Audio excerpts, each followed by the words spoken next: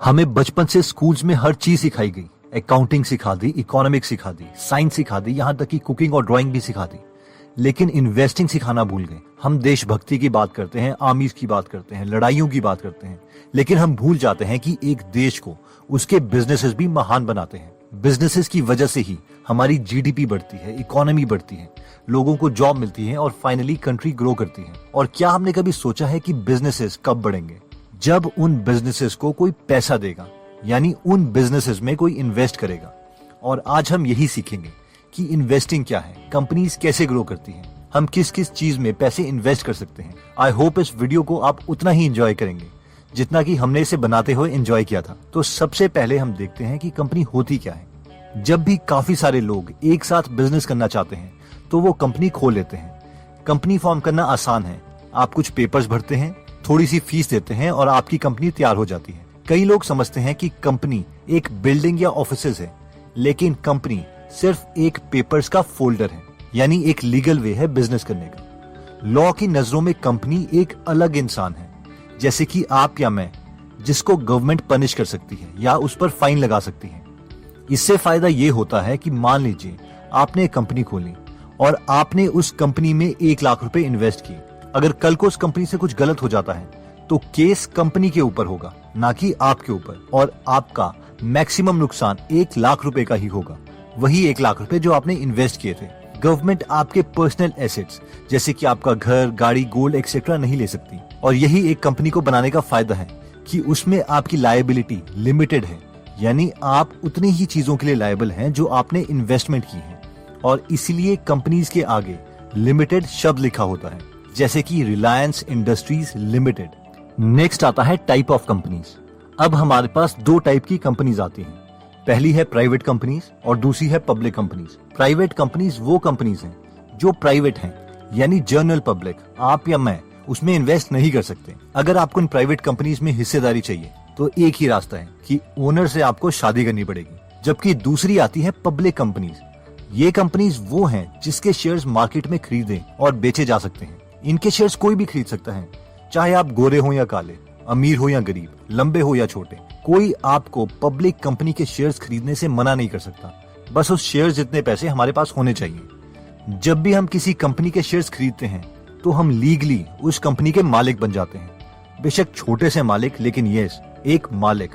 कई लोग स्टॉक्स यानी शेयर्स को बेस्ट इन्वेस्टमेंट मानते हैं क्योंकि इसकी रखवाली हमें नहीं करनी पड़ती, जैसे कि घोड़ों की या गाय की रखवाली हमें करनी पड़ती है। जितनी परसेंटेज से कंपनी ग्रो होती है, हमारी वेल्थ उतनी ही परसेंटेज से ग्रो होती है। और सबसे इंटरेस्टिंग बात यह है कि हमें उस कंपनी में काम नहीं करना पड़ता। अगर हमें इन्वेस्टमेंट स्टार्ट करनी है तो ऐसा नहीं है कि हमें पहले करोड़पति बनना पड़ेगा या लखपति बनना पड़ेगा या इवन हजारपति बनना पड़ेगा। हम इन्वेस्टमेंट 500 रुपए से भी स्टार्ट कर सकते हैं। स्टेट बैंक ऑफ इंडिया के आज शेयर्स 187.50 रुपीज के चल रहे हैं, यानी हम 187 रुपए में स्टेट बैंक ऑफ इंडिया का कुछ हिस्सा खरीद सकते हैं। अगर हम शुरू में इतना भी इन्वेस्ट नहीं करना चाहते तो हम किसी कंपनी को ट्रैक करना स्टार्ट कर सकते हैं, उसकी फाइनेंशियल स्टेटमेंट्स पढ़ सकते हैं और ये इमेजिन कर सकते हैं कि हमने शेयर्स खरीद लिए हैं। अब हमने देखना यह है कि हम लॉन्ग टर्म में इस कंपनी का बिहेवियर ठीक प्रिडिक्ट कर पाए थे या नहीं, यानी क्या हमारे इमेजिनरी शेयर की वैल्यू इंक्रीज हुई भी थी या नहीं। और जब हम कंफर्टेबल हो जाएंगे तो उसके बाद हम शेयर्स खरीदना स्टार्ट कर सकते हैं। जब लोग शेयर्स में नुकसान उठाते हैं तो शेयर्स की गलती नहीं होती, वो गलती होती है शेयर्स खरीदने वाले की।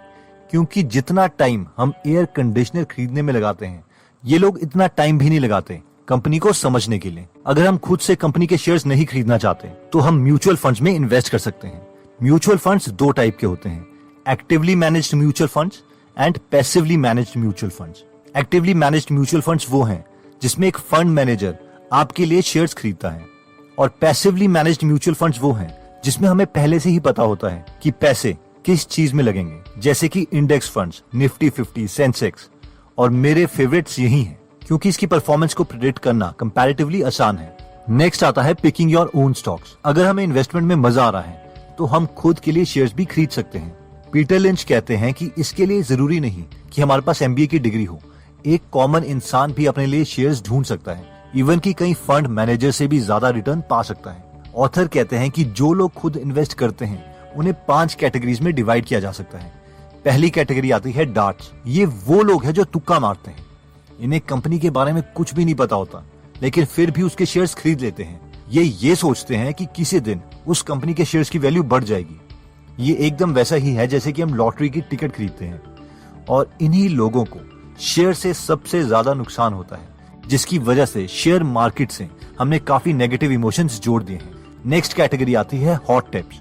ये लोग टिप्स लेते हैं अपने दोस्तों से या पार्टी में आए हुए गेस्ट से। कोई बोलेगा, भाई रिलायंस के शेयर्स का प्राइस बढ़ने लगा है, उसे ले ले। और ये एक्चुअल में वो ले लेंगे, क्योंकि इन्हें लगता है कि इनका दोस्त काफी स्मार्ट है, और इनके दोस्त को लगता है कि ये लोग काफी स्मार्ट हैं, और वो इनके कहने पे शेयर्स ले लेते हैं। नेक्स्ट कैटेगरी आती है एजुकेटेड टिप्स। अगर हम टीवी पर बैठे हुए लोगों से टिप्स लेते हैं तो हम इसी कैटेगरी में आते हैं। ऑल्दो ये पिछली दो कैटेगरी से बेटर हैं, लेकिन फिर भी इसमें गलत होने के चांसेस बहुत हैं, क्योंकि लाखों लोग उसी सोर्सेज से टिप्स ले रहे होते हैं, इसलिए इससे ज्यादा फायदा नहीं हो पाता। नेक्स्ट आता है ब्रोकर्स लिस्ट। आपका ब्रोकर जब आपको कहता है, सर मैंने कंपनीज को एनालाइज किया हुआ है, इन कंपनीज में इन्वेस्ट कर दो, आपके पैसे डबल हो जाएंगे। अब हो सकता है कि एक्चुअल में आपका ब्रोकर इंटेलिजेंट हो और उसने सच में कंपनीज को एनालाइज किया हो, लेकिन ब्रोकर तो कमीशन बेसिस पर काम करता है, यानी वो आपको वही स्टॉक्स रेकमेंड करेगा जिससे उसको भी फायदा हो, इसलिए उसकी रिकमेंडेशन बायस्ड होगी। फाइनली फिफ्थ कैटेगरी आती है डूइंग योर ओन रिसर्च, यानी जब हम खुद अपनी समझ से कंपनी को एनालाइज करते हैं और अपनी कन्विक्शन के बाद ही उसमें पैसे इन्वेस्ट करते हैं, तो ये सबसे बेस्ट इन्वेस्टर्स होते हैं। और बेशक हम इस कैटेगरी में एक बेसिक इन्वेस्टर भी क्यों ना हो, फिर भी काफी चांसेस हैं कि हम सक्सेसफुल होंगे। अब $1 मिलियन सवाल तो ये है कि हम खुद अपने स्टॉक्स को ढूंढना शुरू कैसे करें। सबसे पहला स्टेप आता है कि हम एज अ कंज्यूमर स्टॉक्स को एनालाइज करें, यानी अपने आसपास के उन प्रोडक्ट्स को देखें जो हम डेली लाइफ में यूज कर सकते हैं। जैसे कि एक डॉक्टर देख सकता है कि कौन सी ऐसी मेडिसिन है जो किसी रेयर डिजीज को सॉल्व करने के काम आ रही है। एक फोटोग्राफर देख सकता है कि कौन सा ऐसा कैमरा है जिसे लोग ज्यादा प्रेफर कर रहे हैं। एक हाउसवाइफ देख सकती है कि ऐसा कौन सा नया प्रोडक्ट है, जैसे कि कोई केचप एक्सेट्रा, जो उसकी सहेलियां और वो ज्यादा यूज कर रही हैं। एक आईटी में काम कर रहा इंजीनियर देख सकता है कि किस सॉफ्टवेयर को बड़ी कंपनी ज्यादा यूज कर रही है। एक बार जब हम किसी प्रोडक्ट को कंज्यूमर पॉइंट ऑफ व्यू से देख लेते हैं, तब हम बता सकते हैं कि उस प्रोडक्ट को बना रही कंपनी में कोई पोटेंशियल है भी या नहीं। लेकिन इसका मतलब ये नहीं है कि हम बस जाएंगे और उस कंपनी के शेयर्स खरीद लेंगे।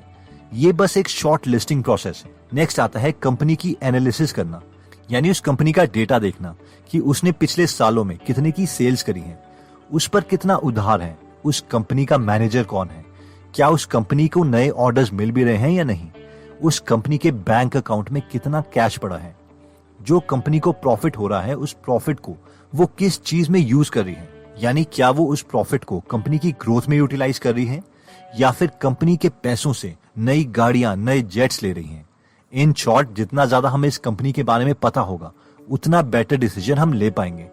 चलिए इसे एग्जांपल से समझते हैं। ऑथर कहते हैं कि 1993 में जॉनसन एंड जॉनसन के स्टॉक प्राइस $57 से गिर के $39 हो गए थे। इतनी अच्छी कंपनी जो अच्छे प्रोडक्ट्स बनाती थी, उसके स्टॉक प्राइस गिरे जा रहे थे। अगर आप होते तो आपको भी लगता कि इस कंपनी में कुछ ना कुछ तो गड़बड़ है। लेकिन जब ऑथर ने इसकी एनुअल रिपोर्ट पढ़ी तो उसमें उन्हें पता चला कि जॉनसन एंड जॉनसन की अर्निंग पिछले 10 सालों से स्टेडीली ग्रो कर रही है। इतना ही नहीं, जॉनसन एंड जॉनसन पिछले 32 सालों से अपने शेयर होल्डर्स को डिविडेंड दे रही थी। 1983 में जॉनसन एंड जॉनसन ने $6 बिलियन के प्रोडक्ट बेचे थे और 1993 में यानी 10 साल के बाद $14 बिलियन के प्रोडक्ट बेचे थे। यानी 10 सालों में ये कंपनी डबल से भी ज्यादा ग्रो कर गई थी। ऑथर को कोई भी नेगेटिव पॉइंट नहीं दिख रहा था जिसकी वजह से जॉनसन एंड जॉनसन के शेयर प्राइस कम होने चाहिए थे, मगर वो जानते थे कि कुछ तो रीजन होगा। एक्चुअली रीजन ये था कि 1993 में अमेरिका में हेल्थ केयर पर नए लॉज आने वाले थे जिसे वहां की कांग्रेस और क्लिंटन प्रमोट कर रहे थे, और अगर ये लॉ बन जाते तो सारे हेल्थ केयर के प्रोडक्ट्स बना रही कंपनीज को काफी नुकसान होता।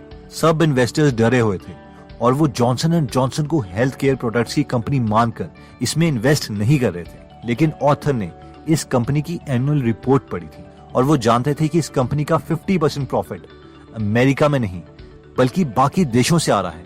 इतना ही नहीं, अमेरिका में भी 20% profit non health care product से आ रहा था, जैसे कि शैम्पू, बैंडेड और बाकी ब्यूटी प्रोडक्ट्स। इसलिए अगर वो लॉ पास हो भी जाता तो भी जॉनसन एंड जॉनसन एक अच्छी कंपनी थी।